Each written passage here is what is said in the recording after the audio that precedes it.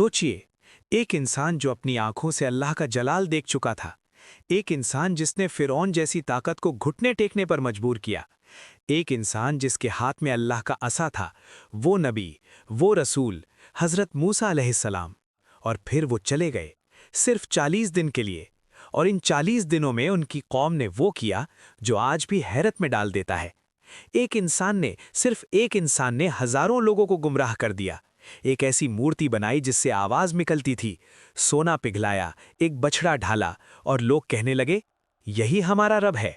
ये कोई कहानी नहीं, ये कुरान करीम में बयान करदा वाक़या है। और आज हम जानेंगे वो सामरी कौन था, उसने ये किया क्यों, और हजरत मूसा अलैहिस्सलाम ने वापस आकर क्या किया। रुकते हैं, क्योंकि ये दास्तान सिर्फ तारीख नहीं बल्कि आज के दौर का आईना है। दुनिया में बहुत सी कौमें गुजरी हैं, बहुत से अंबिया आए, बहुत सी कौमें ईमान लाईं, और बहुत सी कौमें ईमान लाने के बाद भी शिर्क की तरफ लौट गईं।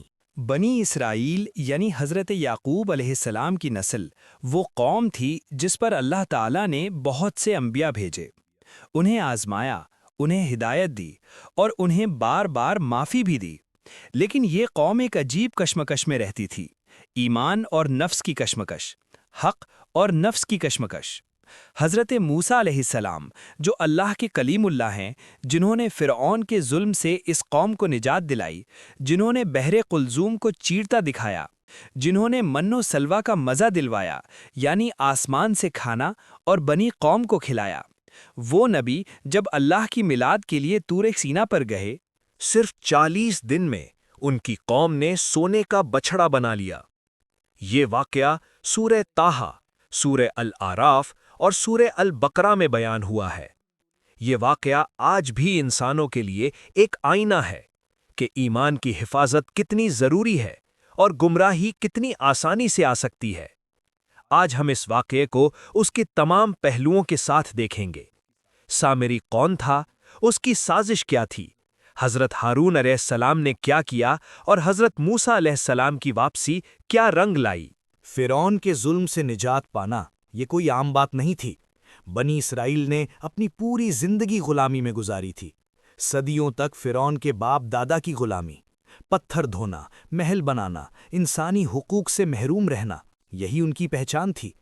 फिर हज़रत मूसा अलैहिस्सलाम आए, अल्लाह का पैगाम लाए और अल्लाह की कुदरत से बहरे कुलज़ूम यानी लाल सागर 2 हिस्सों में तकसीम हुआ। बनी इसराइल उस पार आए और फ़िरौन अपनी पूरी फ़ौज के साथ डूब गया, हमेशा के लिए। ये आज़ादी सिर्फ जिस्मानी नहीं थी, ये एक नई जिंदगी का आगाज़ था। लेकिन यहाँ एक हकीकत समझनी ज़रूरी है। जब लोग सदियों से ग़ुलामी में रहते हैं तो आज़ादी मिलने के बाद भी उनका ज़हन ग़ुलाम रहता है। उनकी सोच, उनके अंदाज़े फ़िक्र, उनकी आदतें, सब कुछ वही ग़ुलामी वाला रहता है। और यही बनी इसराइल के साथ भी हुआ।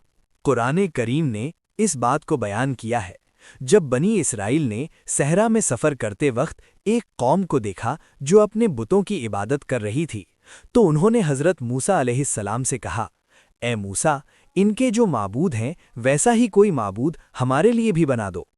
ये सुनकर हज़रत मूसा अलैहिस्सलाम का दिल दर्द से भर गया। उन्होंने कहा, तुम लोग बिल्कुल जाहिल हो। ये लोग जिस काम में लगे हैं वो तबाह होने वाला है, और जो कुछ वो करते हैं वो बातिल है। लेकिन अंदर ही अंदर वो फिक्र उनके दिल में रहती थी, कहीं ये कौम एक बार फिर गलतियों की तरफ ना चली जाए। अल्लाह ताला ने हज़रत मूसा अलैहिस्सलाम को हुक्म दिया, तूरे सीना आइए। तौरा यानी अल्लाह का कलाम, तौरात लेने का वक्त आ गया था। हज़रत मूसा अलैहिस्सलाम ने अपनी कौम को हज़रत हारून अलैहिस्सलाम के साथ छोड़ा। हज़रत हारून अलैहिस्सलाम, उनके भाई, उनके वज़ीर, अल्लाह के नबी, वो बनी इसराइल के साथ रहे।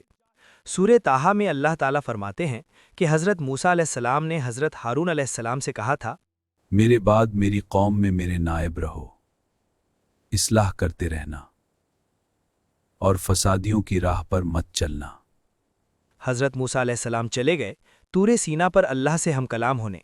और यहाँ बनी इसराइल के अंदर एक शख्स था, एक ख़तरनाक शख्स जिसका नाम था अस-सामिरी। सामिरी कौन था? मुफस्सिरीन ने इस बारे में बार बार गौर किया है। सूरह ताहा में अल्लाह ने उसका जिक्र किया है। उसका नाम अस-सामिरी है।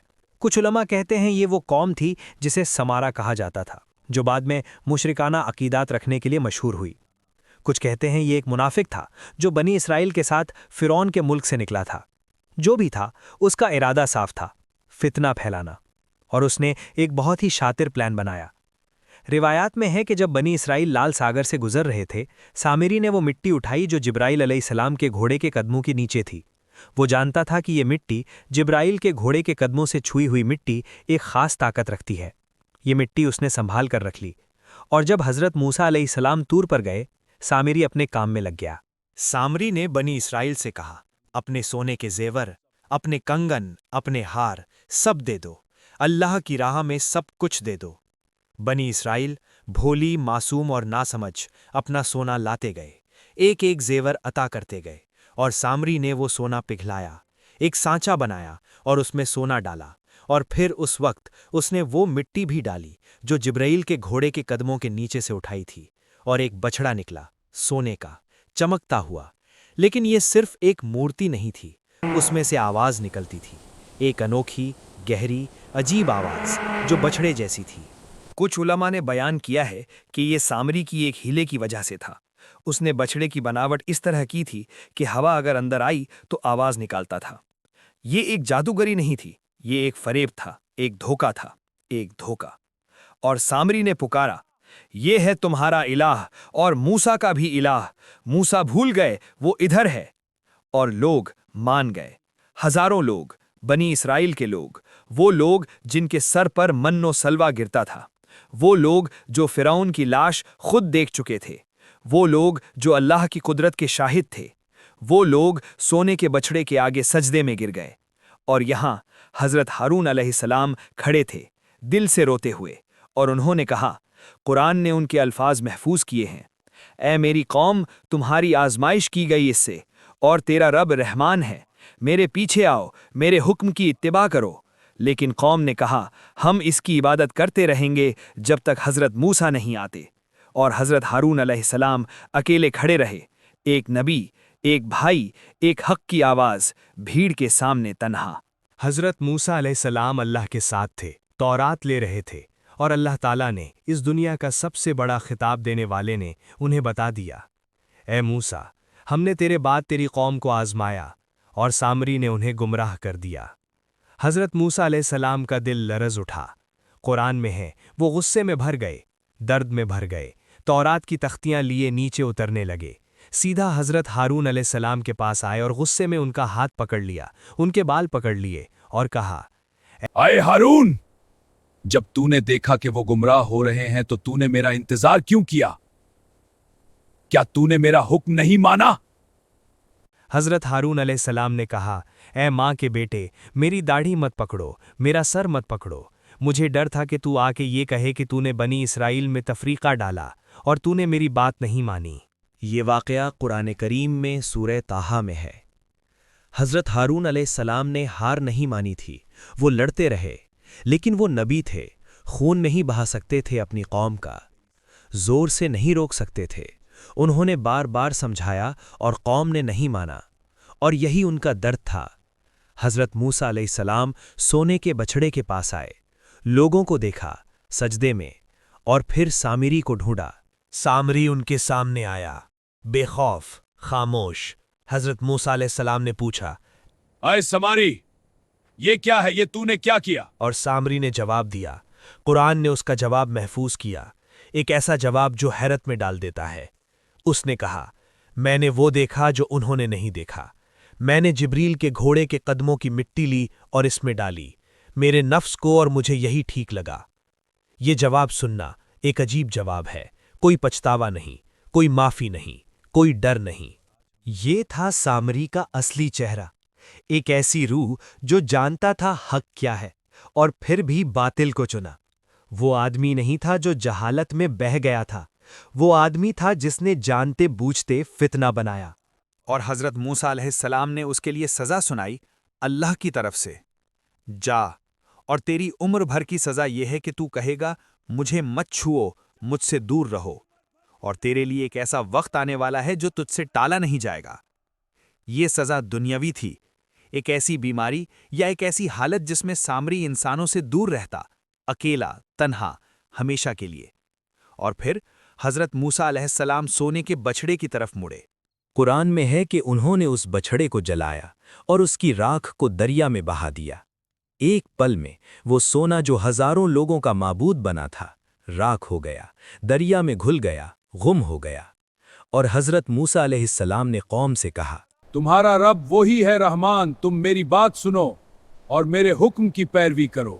اور قوم جو گمراہ ہوئی تھی پچھتائی، توبہ کی، اور اللہ نے غفور رحیم معافی دی۔ یہ واقعہ صرف تاریخ نہیں ہے، یہ آج کا آئینہ ہے۔ آج بھی دنیا میں سامری موجود ہیں، وہ لوگ جو جانتے ہیں حق کیا ہے اور پھر بھی جھوٹ کو سجاتے ہیں، وہ لوگ جو لوگوں کے ذہنوں میں فتنہ بوتے ہیں، وہ لوگ جو سونے کا بچھڑا بناتے ہیں، کبھی فیم کی شکل میں، کبھی پیسہ کی شکل میں، کبھی پاور کی شکل میں، اور کہتے ہیں یہی تمہارا الہ ہے، اور لوگ مان لیتے ہیں۔ کیونکہ وہ خاموشی میں حضرت ہارون کی آواز نہیں سنتے، وہ سمجھتے ہیں کہ نبی دور ہیں، کتاب دور ہے، حق دور ہے، لیکن حق کبھی دور نہیں ہوتا۔ پہلا سبق، ایمان کی حفاظت فرضی ہے۔ دنیا میں بہت سی آوازیں ہیں، بہت سی رنگین، چمکدار اور خوبصورت، جو تمہیں اپنی طرف بلاتی ہیں، لیکن ہر چمکتی چیز سونا نہیں ہوتی، اور ہر آواز حق نہیں ہوتی۔ دوسرا سبق، گمراہی ایک پل میں آ سکتی ہے۔ بنی اسرائیل کو حضرت موسیٰ علیہ السلام نے سالوں کی تربیت دی تھی، پھر بھی صرف 40 دن میں وہ گمراہ ہو گئے۔ یہ ہمارے لیے بھی وارننگ ہے کہ ایمان کی حفاظت کرنا ایک ضرورت ہے، عادت بنانا ہے، روزمرہ کا کام ہے۔ تیسرا سبق، اللہ کی رحمت بے پایاں ہے۔ بنی اسرائیل نے سونے کی مورتی کی عبادت کی، پھر بھی جب انہوں نے توبہ کی اللہ نے معافی دی۔ اللہ غفور رحیم ہے، لیکن توبہ ضرور چاہیے، سچی توبہ۔ چوتھا سبق، حق کی آواز کھڑی رہتی ہے۔ حضرت ہارون علیہ السلام اکیلے کھڑے رہے، بھیڑ کے خلاف، حق کی بات کہتے رہے۔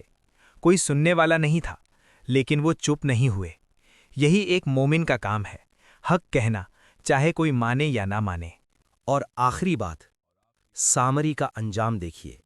وہ شخص جس نے ہزاروں لوگوں کو گمراہ کیا، آخرکار تنہا رہا، انسانوں سے دور، سوسائٹی سے کٹا ہوا۔ یہی فتنے بازوں کا انجام ہوتا ہے، دنیا میں بھی، آخرت میں بھی۔ اللہ تعالی ہم سب کو سامری کے فتنے سے بچائے، حضرت موسیٰ علیہ السلام کی قوم والی گمراہی سے بچائے، اور حضرت ہارون علیہ السلام کی طرح حق پر ثابت قدم رہنے کی توفیق دے، آمین۔ بے شک اللہ کے بندے وہ ہیں جو اپنی نماز خشوع سے ادا کرتے ہیں اور جھوٹ سے دور رہتے ہیں اور خود کو فتنے سے بچاتے ہیں۔ آپ کو اس کہانی سے کیا سیکھنے کو ملا؟ اسے اپنے گھر والوں، بچوں اور دوستوں کے ساتھ شیئر کریں، اور ہمیں بھی کامنٹ میں ضرور بتائیں، صدقہ جاریہ بن کر۔ اور اگر آپ کو یہ ویڈیو اچھی لگی ہو تو ہمیں کامنٹ سیکشن میں ضرور بتائیں۔ ویڈیو کو لائک، شیئر اور چینل کو سبسکرائب کریں، اور بیل آئیکن کو پریس کرنا مت بھولیں، تاکہ ہماری آنے والی اگلی ویڈیو آپ تک آسانی سے پہنچ سکے۔ اللہ پاک ہم سب کو اپنے حفظ و امان میں رکھے، آمین ثم آمین۔